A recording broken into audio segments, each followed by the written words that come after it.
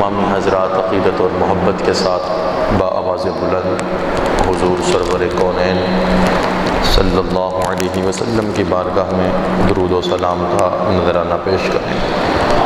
اللہم صلی علی سیدنا مولانا محمد معدن الجود والکرم وعلی آلہ وصحبہ وبارک وسلم صلاۃ و سلاما علیک یا سیدی یا رسول اللہ وسلم علیک یا سیدی یا حبیب اللہ۔ گزشتہ جمعۃ المبارک میں ہم نے داماد رسول خلیفہ ثالث جامع القرآن کاتب وحی ناشر القرآن پیکر شرم و حیا شہید مظلوم حضرت سیدنا عثمان غنی رضی اللہ تعالی عنہ کی سیرت کے حوالے سے چند اہم باتیں آپ لوگوں کے گوش گزار کی تھیں۔ اللہ تعالیٰ سے دعا ہے پروردگار عالم ہمیں ان باتوں کو یاد رکھنے، ان باتوں کے مطابق اپنے عقیدوں کی درستگی کی توفیق عطا فرمائے۔ سر فہرست ہم نے یہ بیان کیا کہ عثمان غنی رضی اللہ تعالی عنہ نے کس طرح اسلام قبول کیا، اور پھر اس کے ساتھ ہم نے یہ بتایا کہ کس طرح حضرت عثمان غنی رضی اللہ تعالی عنہ اس کائنات میں انفرادی خصوصیت کے مالک ہے۔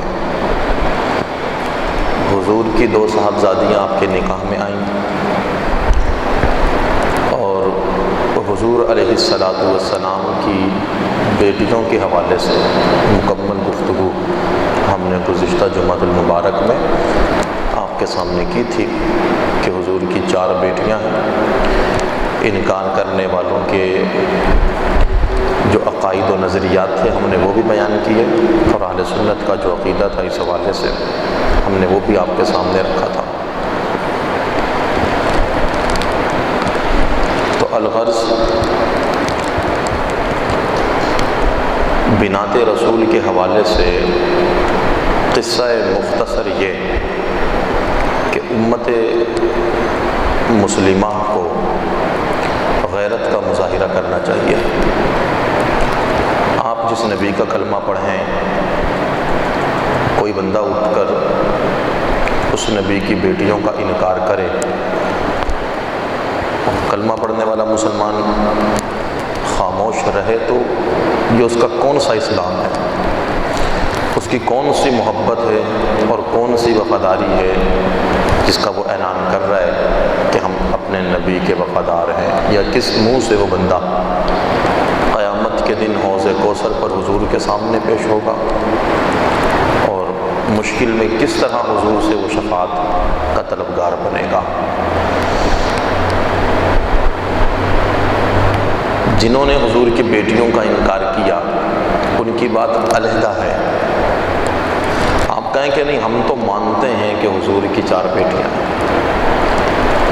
اگر آپ مانتے ہیں، آپ کا عقیدہ درست اس وقت ہوگا کہ جب حضور کی 4 بیٹیوں کا انکار کرنے والوں سے آپ صرف اس لیے رشتہ توڑ دیں کہ آپ ہمارے نبی کی بیٹیوں کا انکار کرتے ہیں۔ اب آپ کہیں کہ نہیں دوستیاں بھی ہیں، رشتہ داریاں بھی ہیں، محبتیں بھی ہیں، کھانا پینا بھی ہے، لینا دینا بھی ہے، ان کا عقیدہ ان کے پاس ہے، ہمارا عقیدہ ہمارے پاس ہے، تو یہ اسلام کا طریقہ نہیں ہے۔ آپ کامل مسلمان اس وقت ہوں گے آپ کے دل میں جب کامل محبت ہوگی رسول اللہ کے لیے۔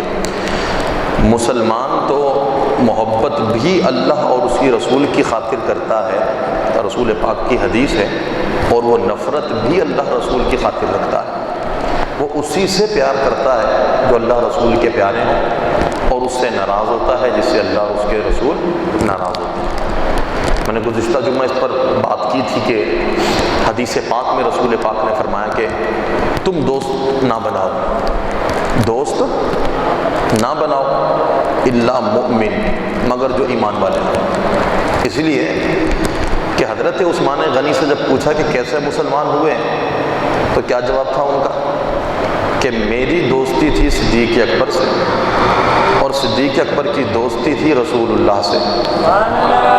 یہی جواب، میں دوست تھا ابو بکر کا، اور ابو بکر دوست تھے رسول اللہ کے۔ تو یہ دوستی کام آ گئی، اور یہی دوستی ذریعہ بن گئی میرے اسلام قبول کرنے کا۔ اسی پر ہم نے کہا کہ پھر سرکار نے فرمایا دوست کام آتے ہیں لیکن دوست اچھے ہوں۔ اس پر ہم نے گزشتہ جمعہ بات کی تھی۔ بہرحال اب آگے یہ رسول اکرم صلی اللہ علیہ وسلم کی 4 بیٹیاں تھیں، 2 بیٹیاں حضرت عثمان غنی کے نکاح میں آئیں۔ حضرت عثمان غنی رسول اللہ کے دوہرے داماد ہیں، حضرت علی بھی شان والے ہیں، حضرت فاطمہ ان کے نکاح میں آئیں، مگر حضرت عثمان غنی کی بھی اپنی شان ہے، حضرت عثمان غنی کی بھی اپنی شان ہے۔ انہیں رسول اللہ نے 2 بیٹیاں دیں، جب دوسری کا انتقال ہوا تو فرمایا، اس حدیث کے راوی بھی حضرت علی ہیں کہ رسول اللہ نے فرمایا اگر میری تیسری بیٹی بھی ہوتی تو میں اس سے بھی عثمان کے نکاح میں دے دیتا۔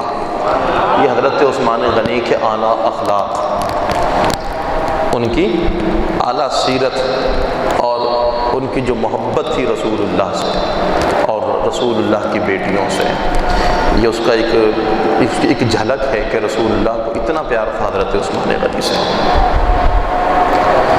حضرت عثمان غنی رضی اللہ تعالی عنہ 12 سال مسند خلافت پر فائز رہے۔ کتنا عرصہ؟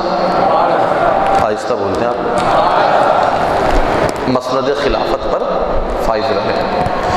اس 12 سال کے عرصے میں حضرت عثمان غنی رضی اللہ تعالی عنہ جب مسند خلافت پر تھے تو مسجد نبوی کی امامت بھی آپ کرتے تھے، حضرت علی آپ کی اقتداء میں نماز پڑھتے تھے، حضرت علی نے آپ کے ہاتھ میں ہاتھ دیا، بیعت کی، آپ کو خلیفہ تسلیم کیا، آپ بالاتفاق خلیفہ ثالث ہیں۔ اسلام قبول کرنے کے بعد سب سے پہلی ہجرت کی حضرت عثمان غنی نے مکے سے حبشہ کی طرف۔ رسول اللہ کی صاحبزادی اس وقت بھی آپ کے نکاح میں تھیں، حضرت رقیہ رضی اللہ تعالی عنہا، ان کو لے کر آپ مکے سے ہجرت کر کے حبشہ چلے گئے، کیونکہ جب اسلام قبول کیا تو کافروں نے آپ کو تنگ کیا، اور یہ ہجرت کوئی عام ہجرت نہیں تھی۔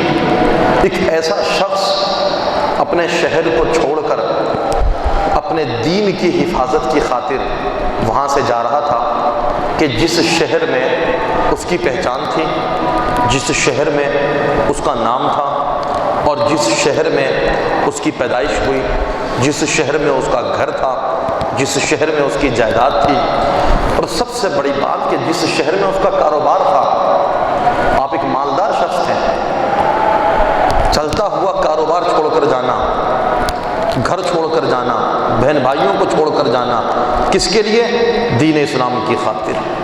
آپ ہجرت کر گئے مکہ سے، تو رسول پاک نے فرمایا تھا کہ یہ حضرت ابراہیم اور حضرت لوط کے بعد وہ پہلا شخص ہے جس نے اپنے خاندان کے ساتھ یعنی اپنی فیملی کے ساتھ ہجرت فرمائی ہے۔ حبشہ گئے، پھر حبشہ سے ہجرت کر کے آپ مدینہ المنورہ تشریف لے آئے۔ یہ آپ کی ہجرتیں ہیں۔ ایک غریب شخص ہے وہ اس لیے بھی ہجرت کر لیتا ہے کہ اس کا یہاں کام نہیں ہے، آمدنی کے ذرائع نہیں ہیں، تو اس کو کوئی اتنی تکلیف اور پریشانی نہیں ہوتی۔ ایک ایسا شخص کہ جس کی عزت بھی ہو، معاشرے میں نام بھی ہو، اور اس کا کاروبار بھی ہو، وہ بندہ ہجرت کر جائے تو یہ سب سے بڑی اور اعلیٰ ہجرت کہلاتی ہے جو سیدنا عثمان غنی رضی اللہ تعالی عنہ نے کی، اور صرف اسلام کی خاطر فرمائی۔ کس کی خاطر؟ اسلام کی خاطر۔ مکہ چھوڑ کر حبشہ گئے، پھر حبشہ سے ہجرت کر کے آپ مدینہ منورہ تشریف لائے، اور اللہ نے جتنا مال آپ کو دیا، آپ نے اس مال سے اللہ کو راضی کیا اور اللہ کے رسول کو راضی فرمایا۔ جن لوگوں نے حضرت عثمان غنی سے محبت کی، جن لوگوں نے حضرت عثمان غنی سے محبت کی، اللہ ان سے راضی ہو گیا، اور اللہ ایسا راضی ہوا کہ اللہ نے اپنی رضا کو قرآن مجید فرقان حمید کی آیت بنا دیا۔ جو عثمان سے راضی ہے اللہ اس سے راضی ہے، کہیں سبحان اللہ۔ حضرت عثمان غنی ایسی شخصیت ہیں کہ مکے سے ہجرت کر کے، مکے سے مدینے سے جب رسول اللہ کے ساتھ نکلے عمرے کے لیے، اور حدیبیہ کے مقام پر آپ نے پڑاؤ کیا رسول اللہ نے، اور خبر پہنچی کہ مکے والے تلواریں نکال کر بیٹھے ہیں، وہ تو جنگ لڑنا چاہتے ہیں، جبکہ رسول پاک تو عمرے کے ارادے سے آئے تھے، تو مکے سے تھوڑا پہلے ایک مقام پر بیٹھ گئے۔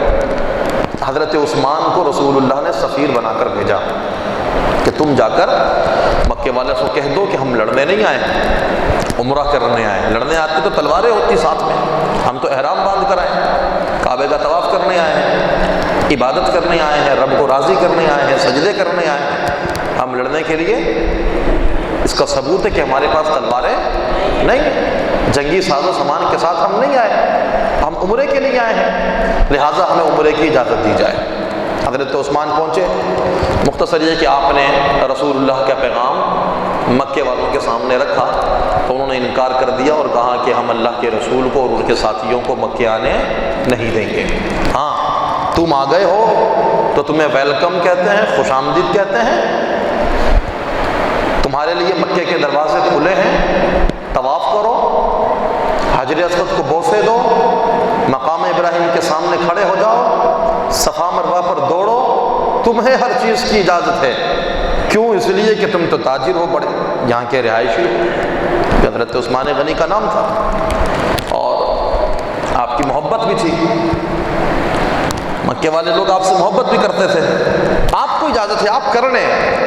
حضرت عثمان غنی نے کہا، یہ حضرت عثمان غنی کی رسول اللہ سے محبت کا انداز دیکھیے، ایک بندہ مدینے سے چلے عمرے کے لیے، سفر کرے، مقصد عمرہ کرنا ہو، رستے کی تکلیفیں برداشت کرے، مقصد عمرہ کرنا ہو، پیسہ خرچ کرے، مقصد عمرہ کرنا ہو، گھر والوں کو مدینے چھوڑے، مقصد عمرہ کرنا ہے، کعبے کے سامنے آ گئے، عمرے کی اجازت بھی دے دی گئی، کعبے کو چومنے کی اجازت بھی دے دی گئی، حجر اسود کو چومنے کی اجازت بھی دے دی گئی، کہا کہ تمہیں اجازت ہے، تمہارے لیے یہ در کھلا ہے۔ حضرت عثمان غنی نے جواب دیا کہ یہ نہیں ہو سکتا کہ عثمان مدینے سے تو پیارے آقا کملی والے مصطفیٰ کے ساتھ چلے اور ایک مقام پر آ کر لوگ رسول اللہ کو اجازت نہ دیں اور عثمان کے لیے دروازہ کھول دیں، تو عثمان بھی اس وقت تک کعبے کا طواف نہیں کرے گا جب تک رسول اللہ حضرت عثمان کے ساتھ نہیں ہوں گے۔ حالانکہ آپ کے لیے در کھلا ہے، مقصد تو عمرہ کرنا تھا، مقصد تو طواف کرنا تھا، آپ کہتے چلے ٹھیک ہے میں آ ہی گیا ہوں تو عبادت کر جاؤں۔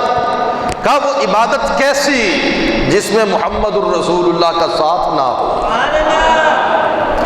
نکل گئے آپ وہاں سے گئے اور جا کر مکے میں جو مسلمان تھے جنہوں نے اپنے ایمان کو چھپایا ہوا تھا ان سے ملاقاتیں کی، جن پر ظلم و ستم کے پہاڑ ڈھائے جاتے تھے انہیں سمجھایا، پریشان نہیں ہونا، ان قریب انشاءاللہ العزیز اللہ اسلام کو سر بلندی عطا فرمائے گا، ہم مکے کو فتح کریں گے، یہاں پر اسلامی حکومت ہوگی، یہاں پر رسول اللہ کی حکومت ہوگی، اور ان کافروں سے حساب لیا جائے گا، ان کے ظلم و ستم کے متعلق ان سے پوچھا جائے گا۔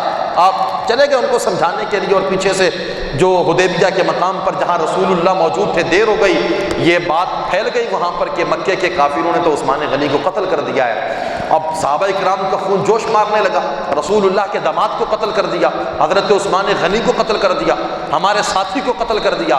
تو تمام صحابہ جمع ہو کر حضور کے پاس آئے، یا رسول اللہ ہمارے ساتھی کو قتل کر دیا، عثمان کو ہم نے سفیر بنا کر بھیجا، امن کا سفیر بنا کر بھیجا، محبت کا پیغام دے کر اسے بھیجا، امن کا پیغام دے کر اسے بھیجا، انہوں نے ہمارے امن کے پیغام کو ہماری کمزوری سمجھا، اور انہوں نے ہمارے ساتھی کو قتل کر دیا۔ تو رسول اللہ نے سب کو جمع کیا اور ان کے سامنے آپ نے خطبہ دیا، اور پھر آپ نے ان سے بیعت لی، یعنی آپ نے ان سے وعدہ لیا اور کہا کہ تم سب مجھ سے وعدہ کرو، اگر عثمان کو قتل کر دیا گیا تو ہم اب یہاں سے واپس نہیں جائیں گے، اگرچہ احرام بندھے ہوئے ہیں، ہمارے پاس جنگی ساز و سامان نہیں ہیں، تلواریں نہیں ہیں، لڑنے کے لیے نہیں آئے، لیکن اگر عثمان کو قتل کر دیا ہے اب کوئی یہاں سے واپس نہیں جائے گا، ہم عثمان کے قاتلین سے لڑیں گے اور ان کے قتل کا بدلہ لیں گے۔ تمام صحابہ کرام نے کہا یا رسول اللہ ہم اتفاق کرتے ہیں، کوئی واپس نہیں جائے گا، اگرچہ لڑنے کے لیے تلوار ہے یا نہیں، زرہ ہے کہ نہیں، نیزے ہیں کہ نہیں، سامان ہے کہ نہیں، لیکن ہم لڑیں گے، حضرت عثمان غنی کی محبت میں واپس نہیں جائیں گے، اپنی جانیں قربان کر دیں گے، جنہوں نے حضرت عثمان غنی کو قتل کیا ان سے بدلہ لیا جائے گا۔ یہاں پر 1500 صحابہ کرام، شہر بھی اپنا نہیں، لڑنے کا ساز و سامان بھی نہیں، مکے کے کنارے پر کھڑے ہو کر کہا کہ ہم مکہ والوں سے لڑیں گے، تو رسول اللہ نے سب کو بلایا اور اپنے ہاتھ پہ ہاتھ رکھوا کر ان سے بیعت لی، وعدہ لیا ان سے کہ کوئی واپس نہیں پلٹے گا جب تک ہم عثمان غنی کے قاتلین سے بدلہ نہیں لے لیتے۔ تو تمام صحابہ نے حضور کے ہاتھ پر ہاتھ رکھ کر بیعت کی اور یقین دلایا کہ ہم میں سے کوئی یہاں سے واپس نہیں جائے گا جب تک ہم حضرت عثمان غنی کے قاتلین سے بدلہ نہیں لے لیتے۔ جب تمام صحابہ کرام بیعت کر چکے تو آخر میں رسول اللہ صلی اللہ علیہ وسلم نے اپنے ایک ہاتھ کو بلند کیا اور کہا کہ دیکھیں سب لوگ بیعت کر چکے لیکن عثمان یہاں پر موجود نہیں ہے، تو آپ نے یوں ہاتھ بلند کر کے کہا کہ یہ ہاتھ عثمان کا ہاتھ ہے، اور دوسرا ہاتھ کر کے کہا یہ محمد الرسول اللہ کا ہاتھ ہے، اور اپنے ایک ہاتھ کو دوسرے ہاتھ پر رکھ کر کہا کہ میں خود عثمان غنی کی طرف سے اپنا ہاتھ اپنے ہی ہاتھ پر رکھ کر اس کی طرف سے بیعت لیتا ہوں۔ اپنے ہاتھ کو رسول اللہ نے حضرت عثمان غنی کا ہاتھ قرار دیا۔ یہاں پر چند لوگوں نے یہاں پر یہ باتیں بھی کسی کہا کہ یہ پتا چلا ساری باتیں کھل گئی، رسول اللہ کا تو علم غیب تھا ہی نہیں۔ یہ بریلویوں کا عقیدہ ہے، اہل سنت کا عقیدہ ہے کہ رسول اللہ کو علم غیب اللہ نے عطا کیا۔ اگر حضور کے پاس علم غیب ہوتا تو رسول اللہ صحابہ اکرام کو جمع کر کے ان سے بیعت کیوں لیتے، ان سے وعدہ کیوں لیتے؟ رسول اللہ تو انہیں واپس بھیج دیتے اور کہتے جاؤ اپنے اپنے خیموں میں جا کر آرام کرو، میں جانتا ہوں کہ عثمان زندہ ہے اور وہ پلٹ کر آئے گا۔ جب صحابہ نے خبر دی تو رسول اللہ نے یقین کر لیا، پھر ان کے بعد وعدہ کر لیا ان سے کہ کوئی واپس نہیں جائے گا، ہم بدلہ لیں گے عثمان کے قاتلین سے۔ یہاں پر لوگوں نے ایسی ایسی باتیں نکال لی، اللہ رب العالمین سب کو ہدایت عطا فرمائے۔ ہم کسی کے خلاف بات نہیں کرتے، لیکن اہل سنت کا جو عقیدہ ہے، جو نظریہ ہے، اس کا دفاع ہر صورت میں ہوگا۔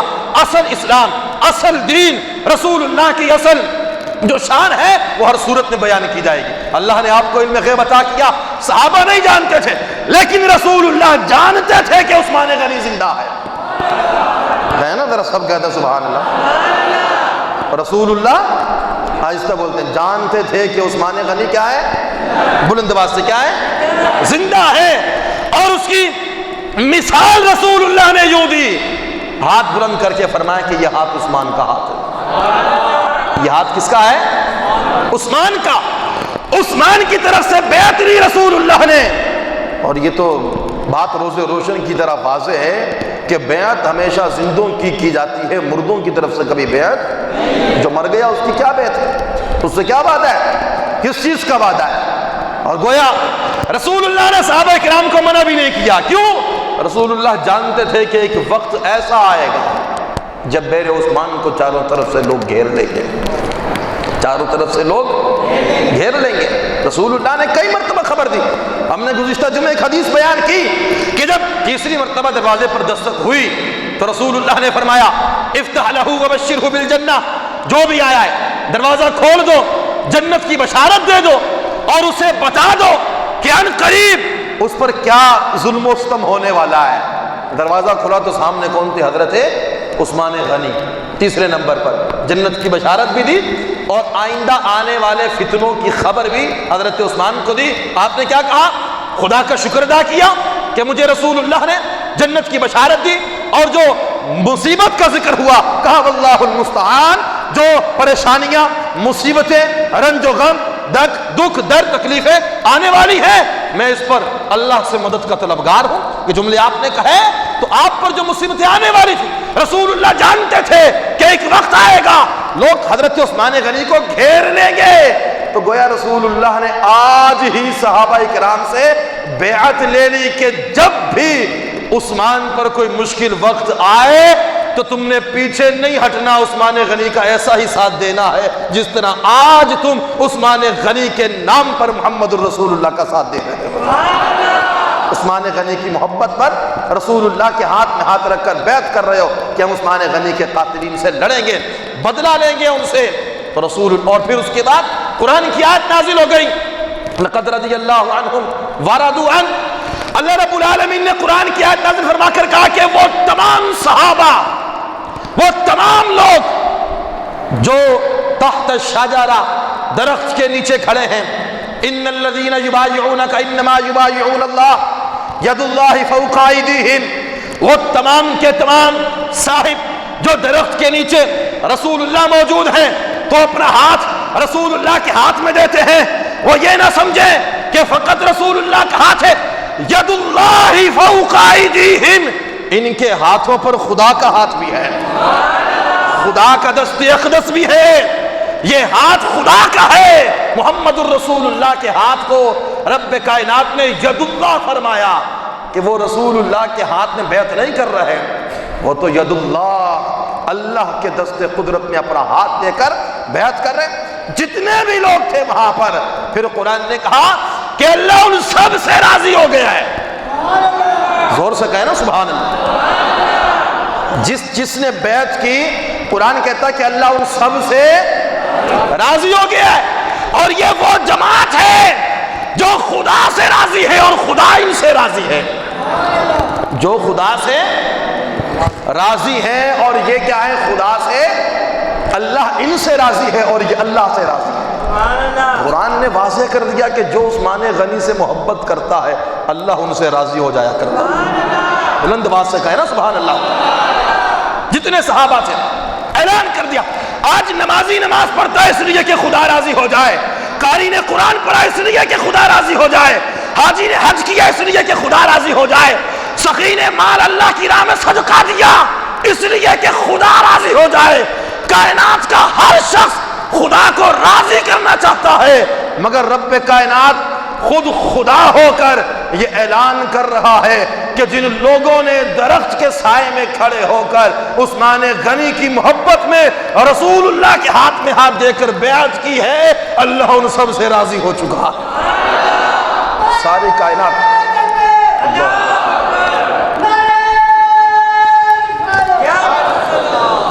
بات سمجھ میں آ رہی ہے؟ ساری کائنات خدا کی رضا چاہتی ہے، اور اللہ اپنی رضا کا اعلان کر رہا ان لوگوں کے لیے جو حضرت عثمان کی محبت میں رسول اللہ کے ہاتھ میں بیعت فرما رہے ہیں۔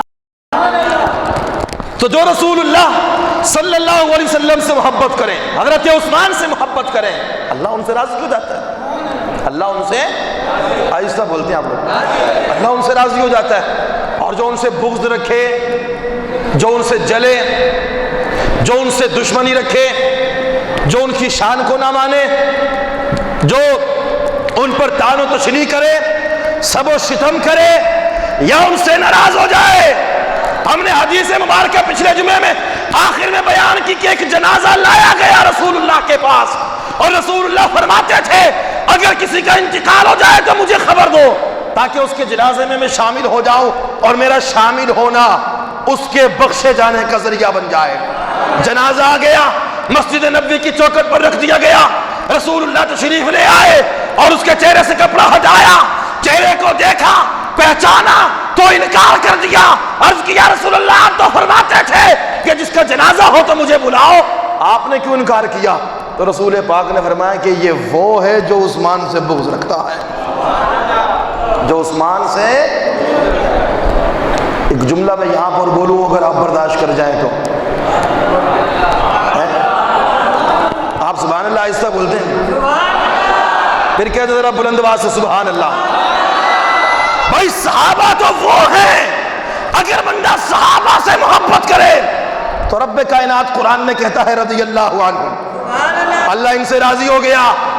اور جو صحابہ سے بغض رکھتا ہے، جلتا ہے، دشمنی رکھتا ہے، تو اللہ کے رسول ان سے ناراض ہو جایا کرتے ہیں۔ جنازہ بھی آ جائے تو رسول اللہ ان کی نماز جنازہ، آہستہ بولتے ہیں آپ، جنازہ جو صحابہ سے خوش ہوگا اس سے اللہ خوش ہوگا، جو صحابہ سے جلے گا اس سے اللہ کے رسول ناراض ہو جائیں گے۔ جنازہ لایا جائے گا مگر نہیں پڑھیں گے۔ صحابہ کی محبت خدا کی محبت ہے، صحابہ کی محبت مصطفیٰ کی محبت ہے، اور صحابہ کی ناراضگی یہ خدا کی ناراضگی کا ذریعہ ہے، یہ رسول اللہ کی ناراضگی کا ذریعہ ہے۔ اس کا جنازہ مسجد نبوی کی چوکھٹ پر بھی ہو تو رسول اللہ نہیں پڑھتے، رسول اللہ نہیں پڑھتے، جس کے دل میں عثمان غنی کا بغض ہو۔ اگر ہم یہ حدیثیں پڑھتے ہیں کہ جو عثمان غنی حضرت علی سے بغض رکھے گا اللہ اس سے ناراض ہو جائے گا، رسول اللہ کی حدیث ہے نا، کہا من کنت مولا فہذا علی المولا، رسول اللہ نے فرمایا کہ میں جس کا مولا علی اس کا مولا۔ اے پروردگار جو دوست رکھے علی کو تو اسے دوست رکھ، کہے نا ذرا سبحان اللہ۔ اس حدیث کا انکار تو کوئی نہیں، کوئی سنی اس حدیث کا انکار۔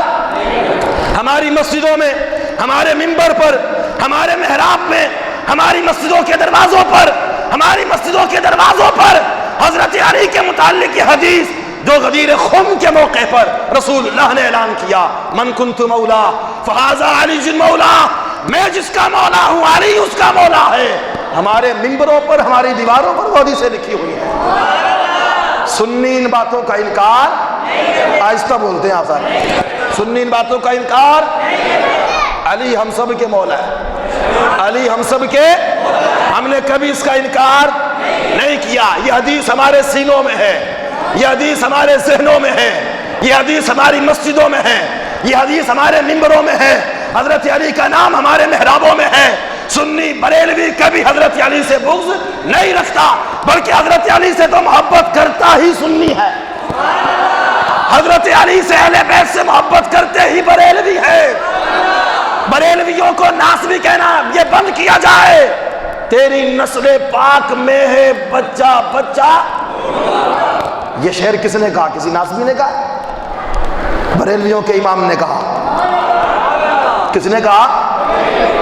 قیامت تک اجازت ہے اہل بیت کے نعرے لگانے والوں کو ایک شعر ایسا لے کر آئے جو بریلی کے تاجدار نے کہا، تیری نسل پاک میں ہے بچہ بچہ نور کا، تو ہے عین نور تیرا سب گھرانہ نور کا۔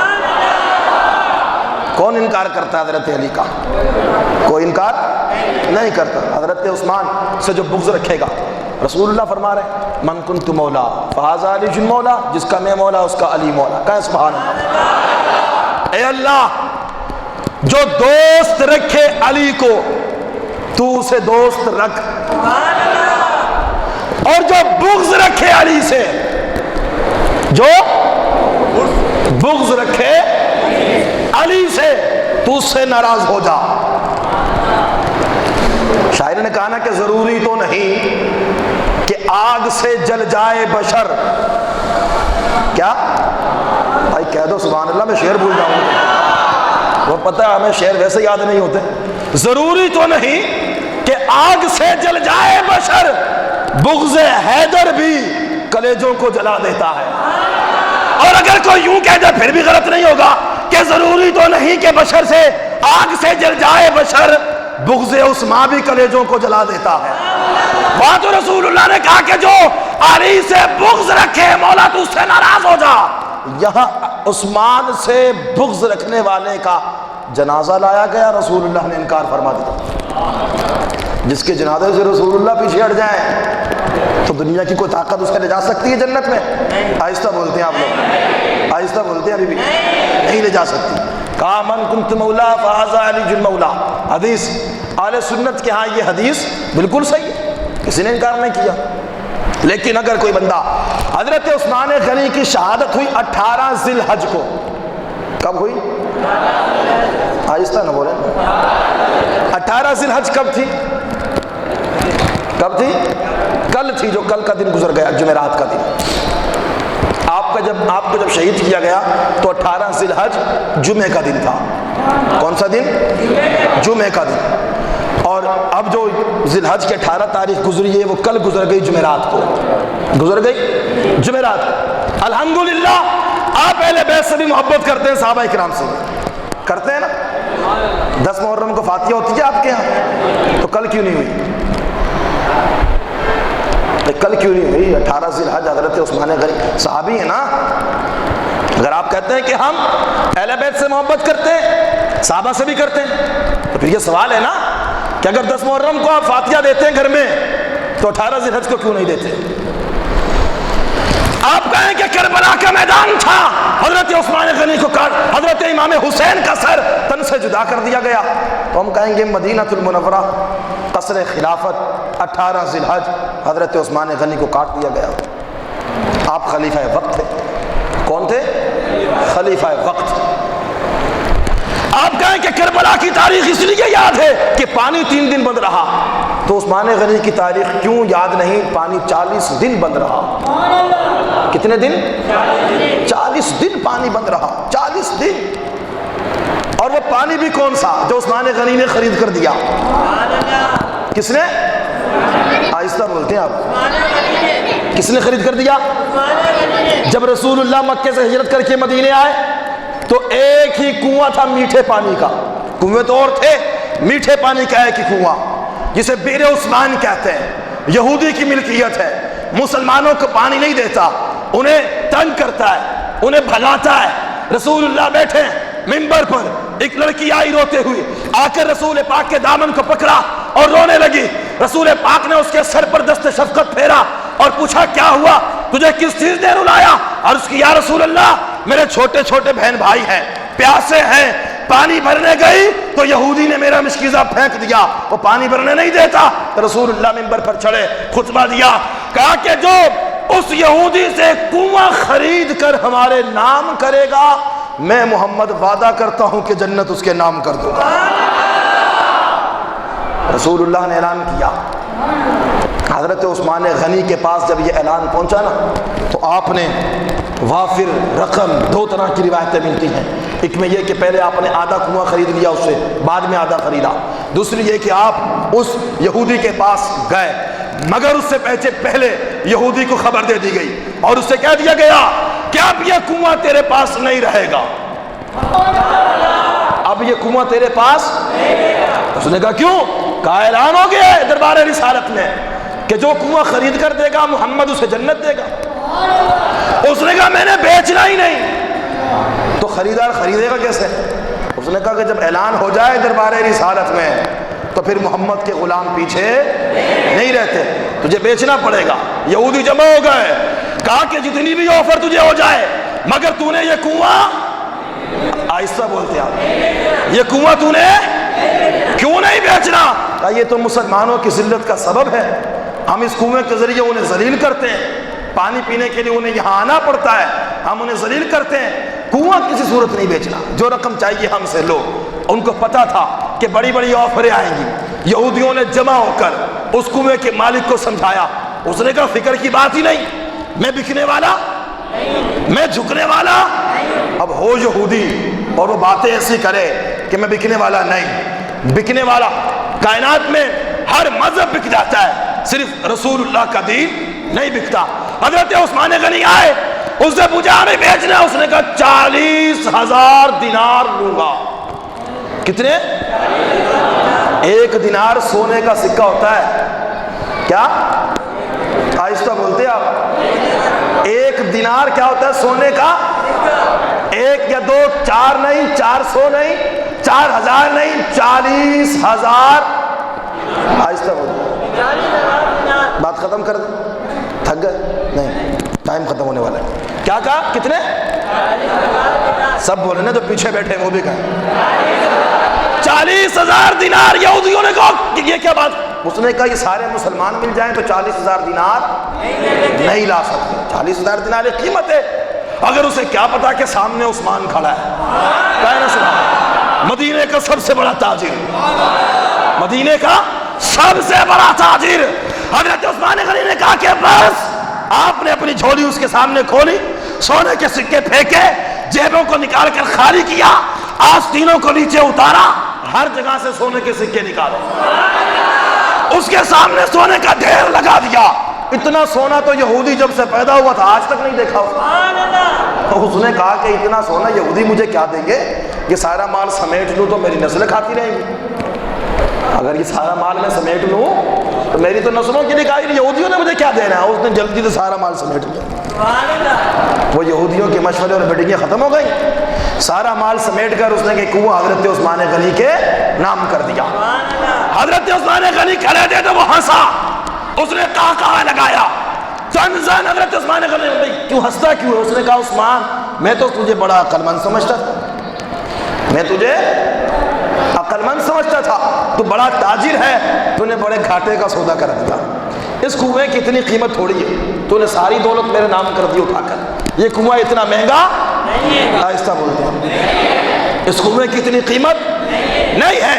حضرت عثمان غنی مسکرائے اور مسکرا کر کہا کہ گھاٹے کا سودا میں نے نہیں تو نے کیا ہے، گھاٹے کا سودا میں نے نہیں تو نے کیا ہے۔ ارے عثمان کے پاس تو اتنی دولت ہے، اگر عثمان کا نبی کہے کہ عثمان یہ پوری کائنات خرید لے تو عثمان تو پوری کائنات خرید کر محمد کے قدموں پر قربان کر سکتا۔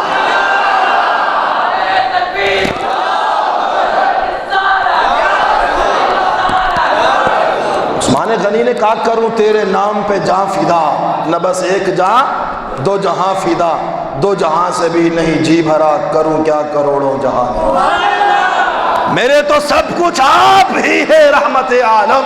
کہا یہ ساری دولتیں جو عثمان کے پاس ہے یہ کس کی ہے؟ رسول اللہ کی۔ اگر تو اس سے بھی زیادہ مانگتا تو عثمان تجھے اور بھی دیتا۔ یہ گھاٹے کا سودا ہمارا نہیں، یہ گھاٹے کا سودا کس کا ہے؟ تیرا ہے۔ پرچہ لکھوا کر لے گئے، رسول اللہ کی خدمت میں پیش کر دیا۔ بئر روما جو پانی کا کنواں، میٹھے پانی کا کنواں، مدینہ کی سرزمین پر واحد کنواں، رسول اللہ کے نام پر قربان کر دیا۔ ادھر وہ آپ نے پرچہ دیا، ادھر بارگاہ رسالت میں جبریل امین بھی آ گئے، کہا یا رسول اللہ عثمان نے وہ کنواں آپ کے نام کیا، اللہ نے جنت کا فلاں محل عثمان کے نام کیا۔ جو پانی عثمان غنی نے خرید کر دیا، المیہ یہ ہے جب وہ عثمان تخت نشین ہے، مسند نشین ہے، خلیفہ وقت ہے، امام المسلمین ہے، امیر المسلمین ہے، اس پر اس کنویں کے پانی کو بند کر دیا گیا، اس کنویں کے پانی کو بند کر دیا گیا۔ 40 دن گزر گئے، حضرت عثمان غنی کو پانی مختصر یہ کہ ایک دن آپ نے باہر چھت پہ چڑھ کر کہا کہ تمہارے درمیان علی ہے؟ کہا کہ نہیں۔ کہا اسے میرا پیغام پہنچا دو کہ عثمان پانی مانگ رہا ہے۔ حضرت علی نے 3 مشکیزیں بھرے پانی کے، کتنے؟ 3 مشکیزیں آپ لے کر چلے تو باغیوں نے تیر مار کر آپ کے مشکیزوں کو پھاڑ دیا، پانی آپ کے دروازے تک نہیں پہنچا۔ قریب پہنچ گئے قصر خلافت کے تو کھڑکی کھلی تھی، حضرت علی نے دستار اتار کر کھڑکی سے اندر پھینک دی اور کہا کہ عثمان گواہ ہو جانا، علی تیرے لیے پانی بھر کر لایا تھا مگر ان ظالموں نے وہ پانی تجھ تک پہنچنے نہیں دیا، میری یہ دستار اس بات کی گواہ ہے کہ علی نے عثمان سے وفا کی، پانی بھر کر لایا۔ خبردار رسول اللہ کی بارگاہ میں علی کی شکایت نہ کرنا، علی کی شکایت نہ کرنا۔ فوج بھی ہے، طاقت بھی ہے، لشکر بھی ہے، چند باغیوں نے گھر کا محاصرہ کیا ہوا ہے، چند باغیوں نے۔ حضرت عبداللہ بن عمر نے آ کر کہا حضرت عثمان سے، کہا یہ سارے وہ لوگ ہیں جو ہماری تلوار کی نوک سے ڈر کر جن لوگوں نے کلمہ پڑھا ہے، جو آپ کے مکان کا محاصرہ کر کے بیٹھے ہیں۔ آج بھی اگر ہماری تلوار اٹھ جائے تو ہماری تلوار کی نوک کی بلندی کو دیکھ کر ان کی شلواریں ان کے پخانوں سے بھر جائیں۔ کہا کہ آپ ہمیں اجازت دیں کہ ہم ان کو خاک و خون میں ملا دیں یہاں سے اور ان کا محاصرہ ختم کریں۔ حضرت عثمان غنی نے کہا کہ نہیں، میں نہیں چاہتا کہ تاریخ میں لکھا جائے کہ رسول اللہ کے بعد عثمان وہ پہلا شخص تھا جس کی وجہ سے مدینہ کی سرزمین پر مسلمانوں کا خون بہایا گیا۔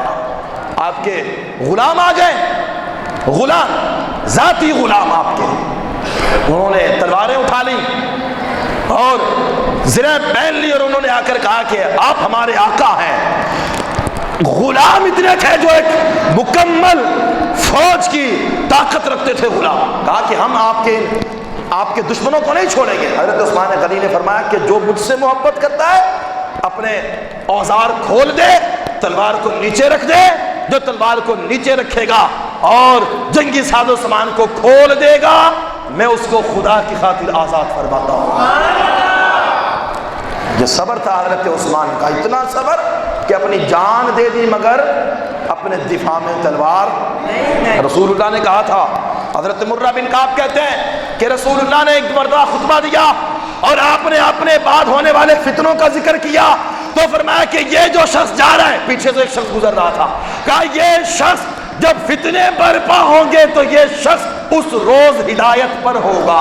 حضرت مرہ بن کعب کہتے ہیں کہ میں اٹھا، پیچھے دوڑا اور اس بندے کے چہرے سے چادر ہٹائی تو میں نے دیکھا وہ حضرت عثمان تھے۔ میں نے ان کا چہرہ گھمایا، میں نے کہا یا رسول اللہ یہ شخص جو ہدایت پر ہوگا، تو رسول اللہ نے فرمایا کہ ہاں یہ وہ شخص ہے جو اس دن ہدایت پر ہوگا۔ حضرت عائشہ کہتی ہیں کہ رسول اللہ نے ارشاد فرمایا کہ حضرت عثمان غنی کو کہا تھا کہ تجھے ظلماً شہید کیا جائے گا۔ حضرت عثمان غنی تو انتظار کر رہے تھے۔ حضرت عثمان غنی کا یہ عقیدہ اور نظریہ تھا کہ چلتا ہوا دریا رک سکتا ہے، پہاڑ اپنی جگہ سے کھسک سکتا ہے، مشرق سورج مشرق سے نکلنے کے بجائے مغرب سے تو نکل سکتا ہے، مگر مصطفیٰ نے جو بتا دیا کہ عثمان تجھے ظلماً شہید کیا جائے گا، یہ بات ہر حال میں ہو کر رہے گی۔ حضرت عثمان غنی تو اپنی شہادت کا انتظار فرما رہے تھے۔ حضرت عائشہ کہتی ہے رسول اللہ نے کہا تھا کہ عثمان اللہ تجھے ایک قمیض پہنائے گا، یعنی تجھے خلافت دے گا، لوگ اسے اتارنے کی کوشش کریں گے مگر تو نے اس قمیض کو اتارنا نہیں، اس لیے آپ نے دفاع میں تلوار بھی نہیں اٹھائی اور اپنی مسند کو بھی نہیں چھوڑا، کیونکہ رسول اللہ کا فرمان تھا کہ تم نے اپنی قمیض کو یعنی مسند سے نہیں اترنا۔ مسند پر ظلماً حضرت عثمان غنی کو شہید کر دیا گیا۔ تاریخ کیا تھی؟ بلند آواز سے 18 ذی الحج، بہت بڑا دن ہے عالم اسلام کے لیے۔ تمہارے امیر کو قتل کیا گیا۔ کس کو؟ امیر کو، رسول اللہ کے تیسرے خلیفہ کو، رسول اللہ کے دوہرے داماد کو، حضرت رقیہ، حضرت ام کلثوم، رسول اللہ کی 2 بیٹیوں کے سر کے تاج حضرت عثمان غنی کو مدینہ المنورہ میں قصر خلافت میں قرآن پڑھتے ہوئے قتل کر دیا گیا۔ کیا پڑھتے ہوئے؟ جب باغی آپ کے مکان میں آئے، یہاں لوگوں نے شور مچایا ہے ہم اہل بیت سے محبت کرتے ہیں، عثمان غنی نے خلافت کو چھینا، عمر نے چھینا، ابوبکر نے چھینا، ارے پڑھو حدیثیں پڑھو۔ جب حضرت علی نے دیکھا نا کہ باغی زیادہ سخت ہو گئے ہیں تو امام حسن اور حسین کو تلواریں دے کر حضرت عثمان کے دروازے پر کھڑا کر دیا، کہا کہ خبردار جان دے دینا مگر اندر کسی باغی کو مت جانے دینا۔ کہنا ذرا زور سے سبحان اللہ، اور بلند آواز سے کہیں سبحان اللہ۔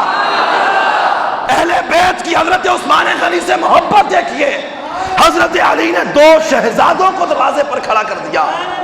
تمہاری جان جاتی ہے جائے مگر کوئی باغی اندر، آہستہ بولتے ہیں، کوئی باغی اندر، تو کوئی باغی دروازے سے نہیں گیا۔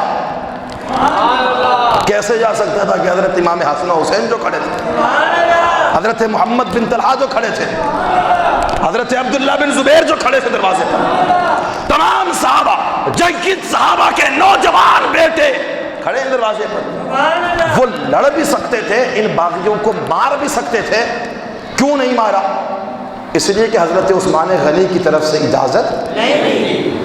اور صحابہ کہاں گئے تھے؟ اور صحابہ حج کرنے گئے تھے۔ 18 ذی الحج تھی نا، 10 کو حج ہوتا ہے۔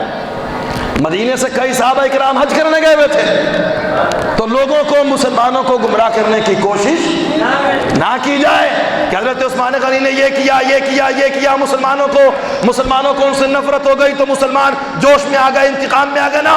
صحابہ اکرام کی بہت بڑی تعداد تو حج کرنے گئی ہوئی تھی، اور جو موجود تھے وہ تو کھڑے تھے، مگر حضرت عثمان غنی نے خود اجازت نہیں دی۔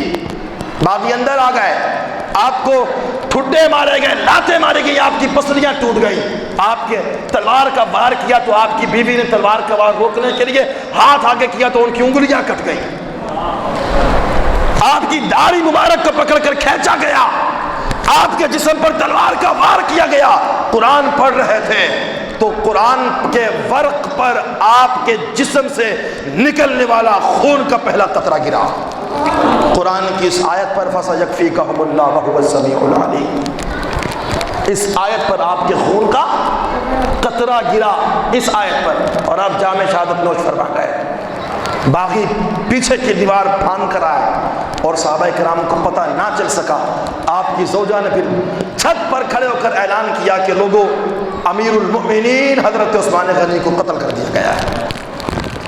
18 ذی الحج ہو اور رسول اللہ کے داماد کو اس طرح قتل کیا جائے جبکہ وہ بادشاہ وقت ہو، جیسے پاکستان کا وزیر اعظم ہے، وہ اپنے مسند پر ہو، اپنی کرسی پر ہو، حکومت میں ہو، اسے قتل کر دیا جائے، اور وہ بندہ حافظ قرآن ہو، ناشر القرآن ہو، قرآن کو جس نے جمع کیا ہو، ایک قرت پر مسلمانوں کو جمع کیا ہو اور قرآن پڑھتے ہوئے شہید ہو جائے۔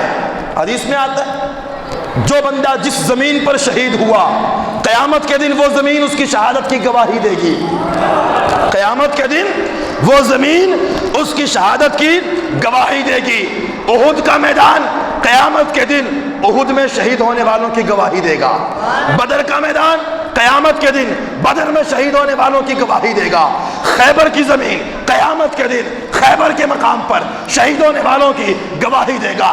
مگر حضرت عثمان کے مقدر پر قربان جائیں، قیامت کا دن ہوگا، مسلمانوں کا امیر آئے گا، حضرت رقیہ ام کلثوم کے سر کا تاج آئے گا، رسول اللہ کا دوہرا داماد آئے گا، کسی کی شہادت کی گواہی کربلا کی زمین، کسی کی شہادت کی گواہی بدر کی زمین، اور کسی کی شہادت کی گواہی احد کا میدان دے گا۔ مگر جب حضرت عثمان غنی آئیں گے، آپ کی شہادت کی گواہی مدینے کی زمین دے گی اور مقدس قرآن مجید فرقان حمید کے اوراق دیں گے۔ قرآن کے مقدس اوراق حضرت عثمان غنی کے قتل کی، ان کی شہادت کی گواہی دیں گے۔ 18 ذی الحج ہو، جنازہ نہ اٹھانے دیا جائے، کہا کہ جو جنازہ اٹھانے جائے گا ہم اسے ماریں گے، دفنانے نہ دیا جا رہا ہو۔ حاشے کوکب آج تو جہاں حضرت عثمان غنی کی جنت البقیع میں قبر ہے، وہ جنت البقیع کے درمیان کا حصہ ہے، مگر اس دور میں تو وہ جنت البقیع کا سب سے آخری حصہ تھا۔ رسول اللہ کے ایسے صحابی جن کے لیے رسول اللہ نے فرمایا کہ میری امت میں عثمان وہ شخص ہے جس کی سفارش سے اللہ رب العالمین میری امت کے ایسے 70,000 جہنمیوں کو جن پر جہنم واجب ہو چکا ہوگا، حضرت عثمان غنی جب ان کی سفارش کریں گے تو اللہ انہیں جہنم سے نکال کر جنت میں داخل فرما دے گا۔ جن کو جہنم میں جانا لازم ہو چکا ہوگا، ایسے 70,000 لوگ عثمان غنی کی سفارش پر جہنم سے نکال کر جنت میں ڈالے جائیں گے۔ تو 18 ذی الحج شہادت کا دن حضرت عثمان غنی رضی اللہ تعالیٰ عنہ۔ اب میں آپ سے پوچھتا ہوں، آپ بات سمجھ گئے کہ 18 ذی الحج 10 محرم آتا ہے، آپ غمگین ہیں، نواسۂ رسول کو قتل کیا گیا ہے، آپ کی خوشی مناتے ہوں گے؟ آہستہ بولتے ہیں، آہستہ بولتے ہیں۔ لیکن اہل سنت کا یہ عقیدہ ہے اگر کوئی خوشی کر بھی رہے تو کوئی گناہ نہیں، اہل سنت کا عقیدہ 10 محرم ہو تو آپ کچھ نہ کریں، لیکن اگر 18 ذی الحج ہو اور کوئی کہے کہ آج عید کا دن ہے، کیا کہے؟ عید کا دن ہے، آہستہ بولتے ہیں آپ سب۔ کوئی کہے کہ آج کون سا دن ہے؟ عید کا دن ہے، تو آپ کہیں کہ اس عید کا مسلمانوں سے کوئی تعلق، بلند آواز سے، مسلمانوں سے کوئی تعلق نہیں ہے۔ عید غدیر کا اسلام میں اس کا کوئی حصہ نہیں ہے، اسلام میں اس چیز کی کوئی عید موجود نہیں۔ ہاں، جمعے کو عید کا دن کہا رسول اللہ نے، جمعے کو عید کا دن کہا، حضور کی ولادت کا دن عید کا دن ہے، ٹھیک ہے، بقرعید عید کا دن ہے، ٹھیک ہے، میٹھی عید بھی عید کا دن ہے، لیکن عید غدیر اسلام میں نہیں ہے۔ 18 ذی الحج آ جائے، ایک طبقہ کھڑے ہو کر کہے کہ آج تو عید کا دن ہے، آپ پوچھیں کیوں؟ کہے وہ اس لیے کہ رسول اللہ نے آج ہی کے دن حضرت علی سے کہا تھا من کنت مولا فہذا علی المولا، رسول اللہ نے یہ کہا تھا۔ تو جس دن پھر رسول اللہ نے حضرت ابوبکر کے لیے کہا کہ میری امت میں سب سے پہلے جو جنت میں جائے گا وہ ابوبکر ہوگا، اس دن کو بھی عید کا دن کہا جائے۔ حضرت عمر کو کہا حضرت عمر کو کہا کہ اگر میرے بعد کوئی نبی ہوتا تو عمر ہوتا، اس دن کو بھی عید کا دن کہا جائے۔ حضرت علی کو کہا کہ میرا ساتھی جنت میں عثمان ہوگا، اس دن کو بھی عید کا دن کہا جائے۔ کہا نہیں، خاص بات یہ ہے کہ رسول اللہ نے جب کہہ دیا من کنت مولا فہذا علی مولا، تو رسول پاک نے اس دن جو تاریخ تھی وہ 18 تاریخ تھی، اور یہ جو اعلان ہے رسول اللہ کا من کنت مولا فہذا علی مولا، یہ عام اعلان نہیں ہے، بلکہ رسول اللہ نے تو حضرت علی کو خلافت بلا فصل عطا فرما دی ہے۔ یہ نظریہ ہے۔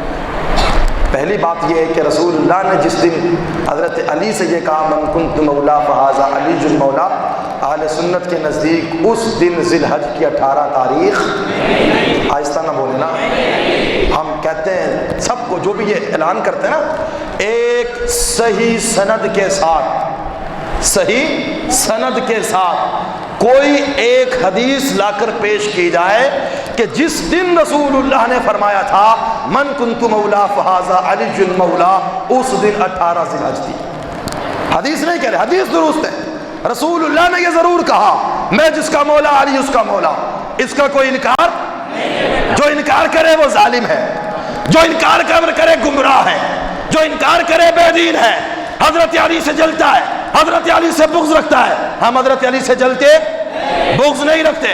حضرت علی شان والے، حضرت علی مقام والے، اونچی ذات والے، اونچے مقام والے، عرفہ والا، حضرت فاطمہ کے شوہر، رسول اللہ کے داماد، حسن حسین کے والد، خلیفہ چہاروں، ہم حضرت علی سے، ہم علی والے، ہم نعرہ تکبیر، نعرہ رسالت کے بعد کہتے ہیں نعرہ حیدری، ہم حضرت علی سے من کنت مولا فہذا علی مولا کا انکار کوئی مسلمان، ایسا بولتے ہیں کوئی سنی نہیں کرتا۔ بات یہ ہے کہ اگر آپ یہ کہیں کہ یہ حدیث اس دن رسول اللہ نے کہی جس دن 18 تاریخ تھی ذی الحج کی، تو ہم اس بات کو نہیں مانتے، ہم اس بات کو نہیں مانتے۔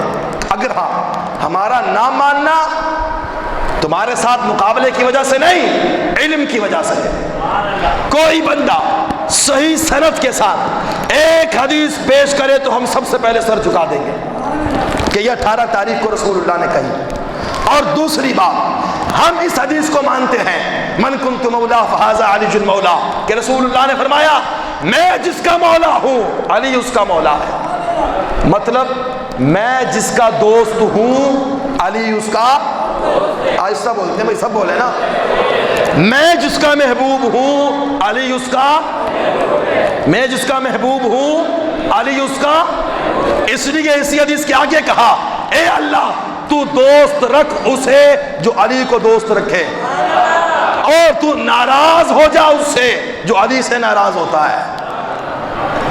تو اس حدیث کا مطلب یہ ہے، کوئی اگر کہے کہ اس حدیث کا مطلب یہ ہے کہ رسول اللہ نے اعلان کر دیا میں جس کا مولا علی اس کا مولا، تو رسول اللہ نے تو حضرت علی کی خلافت بلا فصل کا اعلان کر دیا، تو اس بات کو ہم تسلیم نہیں کرتے، کہتے ہیں کہ نہیں یہ تو اعلان ہے حضرت علی کی خلافت کا۔ ہم کہتے ہیں کہ اگر رسول اللہ نے اپنے بعد خلافت کا اعلان کرنا ہوتا تو آپ مکہ المکرمہ میں کرتے، غدیر خم کے موقع پر نہ کرتے، کہاں؟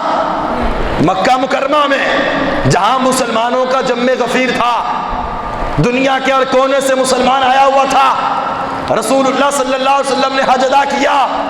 آپ کو اگر خلافت کا اعلان کرنا ہوتا اپنے بعد تو عرفات کے میدان میں کرتے، مینا میں کرتے، مزدلفہ میں کرتے، کیونکہ بہت بڑا اعلان ہے، خلافت کا اعلان کرنے لگے رسول اللہ تو سب کے سامنے ہونا چاہیے تھا، ایسا ہے کہ نہیں؟ جب لوگ چلے گئے، جب لوگ ہر علاقے سے تعلق رکھنے والا اپنے اپنے گھر کو روانہ ہو گیا، صرف اہل مدینہ بچ گئے اور غدیر خم کا مقام تھا، تو کہتے ہیں کہ وہاں خلافت کا اعلان ہو گیا۔ ہم نے کہا نہیں، اگر خلافت کا اعلان ہوتا تو رسول اللہ وہاں کرتے، یہاں پر جو رسول اللہ نے یہ اعلان کیا یہ تو ایک ناراضگی تھی کچھ صحابہ کے دلوں میں کہ ایک مقام پر حضرت علی کو بھیجا گیا تھا کہ آپ غنیمت کا مال تقسیم کریں، اس میں حضرت علی نے کچھ حصہ دیا۔ ایک صحابی نے آ کر حضرت بریدہ اسلمی نے کہا یا رسول اللہ میں علی سے ناراض ہوں، اس نے صحیح تقسیم نہیں کی، تو رسول اللہ نے فرمایا کیا تو ناراض ہے اس سے؟ نے کہا کہ جی ہاں۔ تو رسول اللہ نے اس موقع پر فرمایا کہ نہیں، من کنت مولا فہذا علی مولا، اگر تیرے دل میں ناراضگی ہے تو اسے ختم کر دے۔ کیوں؟ کہ میں جس کا مولا ہوں علی بھی اس کا مولا ہے، میں جس کا محبوب ہوں علی بھی اس کا، میں جس کا دوست ہوں علی بھی اس کا دوست ہے۔ علی سے ناراضگی یہ تمہیں بھاری پڑے گی۔ حضرت ابو رداء اسلمی کہتے ہیں کہ جب رسول اللہ نے یہ کہا تو ہم نے اپنی ناراضگی کو ختم کر دیا۔ رسول اللہ نے فرمایا کہ جتنا حصہ علی نے لیا، علی کا حق تھا کہ اس سے بھی زیادہ لیتا، علی کا حق تھا کہ اس سے بھی زیادہ لیتا۔ اس نے تو رحم کیا، لہٰذا کوئی علی سے بغض نہ رکھے، علی سے ناراض نہ ہو۔ حضرت ابو رداء اسلمی کہتے ہیں کہ اس کے بعد ہم نے اپنے دلوں سے وہ باتیں نکال دی، حضرت علی کو اپنا محبوب بنا لیا، حضرت علی کو اپنا دوست بنا لیا، کیونکہ جب رسول اللہ نے کہہ دیا کہ میں جس کا مولا ہوں علی اس کے مولا ہے، تو یہاں پر کسی بھی قسم کی خلافت کا اعلان نہیں ہوا۔ اللہ تعالی ہم سب کو صحابہ کرام علیہم الرضوان کی سچی پکی محبت عطا فرمائے۔ لہٰذا عید غدیر کا شریعت اسلام کے اندر کوئی تعلق، اگر کوئی منا رہا ہے تو اس کا مسلمانوں سے کوئی تعلق، جو کہتا ہے عید غدیر کا دن ہے وہ حضرت عثمان، حضرت عمر، حضرت ابوبکر صدیق کی توہین کر رہا ہے۔ وہ یہ کہتا ہے کہ حضور نے تو خلافت علی کو دے دی تھی عید غدیر کے دن، مگر ان تین بندوں نے 24 سال تک خلافت پر قبضہ رکھا۔ پھر جب 18 ذی الحج کو حضرت عثمان شہید ہو گئے، اب حضرت علی مسند خلافت پر آ رہے ہیں، تو انہوں نے کہا کہ آج عید کا دن ہے۔ آج کون سا دن ہے؟ کیونکہ خلافت غاصبہ ختم ہو گئی اور حضرت علی کا دور آ گیا۔ اس کو عید غدیر کہا جاتا ہے۔ جو لوگ اس کو مناتے ہیں ان کا تو مطلب ہے اہل سنت کے اندر بہت سے گدی نشین اور بہت سے پیر صاحبان، جو کچھ لوگ تو جہالت کی بنا پر اور کچھ لوگ جو رافضیت کی طرف جو ہے وہ جھک چکے ہیں، وہ لوگ اس فتنے کا شکار ہو چکے ہیں۔ ہم اللہ سے دعا کرتے ہیں اللہ ہمیں تمام صحابہ اور تمام اہل بیت کی سچی محبت عطا فرمائے اور ان سب کے نقش قدم پر چلنے کی توفیق عطا فرمائے۔ وآخر دعوانا